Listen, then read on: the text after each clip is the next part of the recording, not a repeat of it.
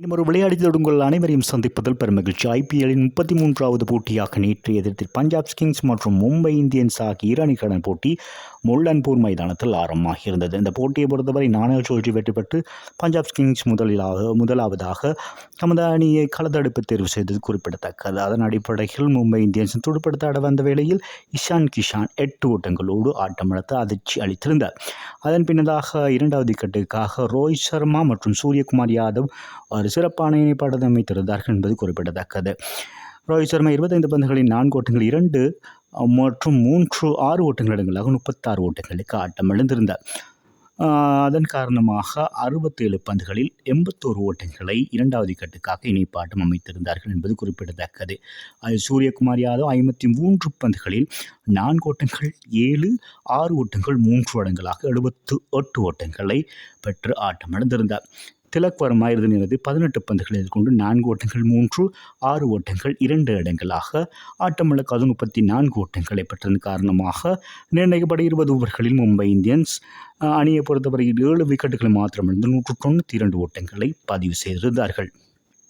பந்து வீச்சு பொறுத்த பஞ்சாப் கிங்ஸ் அணியை பொறுத்தவரையில் ஹர்ஷல் பட்டேல் 3 விக்கெட்டுகள் மற்றும் ஷாம் கரன் 2 விக்கெட்டுகளையும் மற்றும் ககிசோர் ரபாடா 1 விக்கெட்டையும் வீழ்த்தியிருந்தார்கள். அதன் காரணமாக பஞ்சாப் கிங்ஸுக்கு மொத்தமாக 193 ஓட்டங்கள் இலக்காக நிர்ணயிக்கப்பட்ட 20 ஓவர்களில்.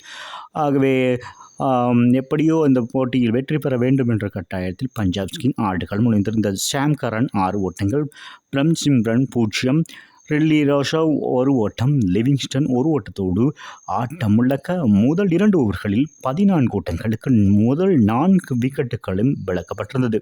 அதன் பின்னதாக ஹர்பிட் பிரார் 13 ஓட்டங்கள், சசாந்த் சிங் 25 பந்துகளை கொண்டு 4 ஓட்டங்கள் 2, 3, 6 ஓட்டங்கள் அடங்கலாக 41 ஓட்டத்தை பெற்றுக் கொடுத்திருந்தார். மூன்றாவது விக்கெட்டுக்காக சிறப்பான இணைப்பாட்டம் பெறுவார்கள் என்று எதிர்பார்க்கப்பட்ட வேளையில் அனைத்து விக்கெட்டுகளும் இழந்திருந்தாலும் 5வது விக்கெட்டுக்காக இந்த 2 வீரர்களும் 36 ஓட்டங்களை இணைப்பாட்டம் அமைத்து ஓரளவு நம்பிக்கை அளித்திருந்தார்கள். அதன் பின்னதாக ஜிதிஷ் சர்மா 9 ஓட்டங்களோடு ஆட்டம் இழந்திருந்தார். 12.1 பந்து வீச்சில் 117 ஓட்டங்களுக்கு 7 விக்கெட் மீண்டும் ஒரு தட்டுத்தடுமாறு நிலைக்கு பஞ்சாப் கிங்ஸ் சென்றிருந்தது. ஆகவே 8வது விக்கெட்டுக்காக அசுதோஷ் மற்றும் சசாந்த் சிங் சிறப்பான இணைப்பாட்டம் அமைத்திருந்தார்கள். 32 பந்துகளில் 57 என்ற இணைப்பாட்டத்தை அமைத்து வெற்றியை நோக்கி பயணத்தில் பஞ்சாப் கிங்கை அழைத்து சென்று கொண்டிருந்தார்கள். இறுதி பந்து ஓவரில் 12 ஓட்டங்கள் தேவைப்பட்ட வேளையில் ஹர்பிட் பிரார் 21 ஓட்டங்களோடு ஆட்டம் இழந்த வேளையில் ரபாடா ரன் அவுட் முறையில் 8 ஓட்டங்களோடு ஆட்டம் இழக்க 19.1 பந்து வீச்சில் 183 ஓட்டங்களை மாத்திரம் பெற முடிந்தது. அனைத்து விக்கெட்டுகளையும் இழந்து பஞ்சாப் கிங்ஸால். ஆகவே இந்த போட்டியில் மும்பை இந்தியன்ஸ் அணி 9 ஓட்டங்கள் வித்தியாசத்தில் வெற்றி பெற்றிருக்கிறார்கள். மும்பை இந்தியன்ஸ் பந்து வீச்சு பொறுத்த பும்ரா ஓட்டங்களை மட்டுப்படுத்தி முக்கியமான 3 விக்கெட்டுகளை வீழ்த்தியிருந்தார்.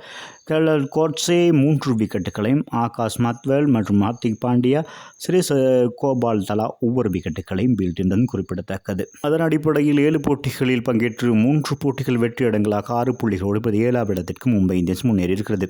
7 போட்டியில் பங்கேற்று 2 போட்டிகள் மாத்திரம் வெற்றி பெற்று 9வது இடத்திற்கு தள்ளப்பட்டிருக்கிறது பஞ்சாப் கிங்ஸ் 4 புள்ளிகளோடு.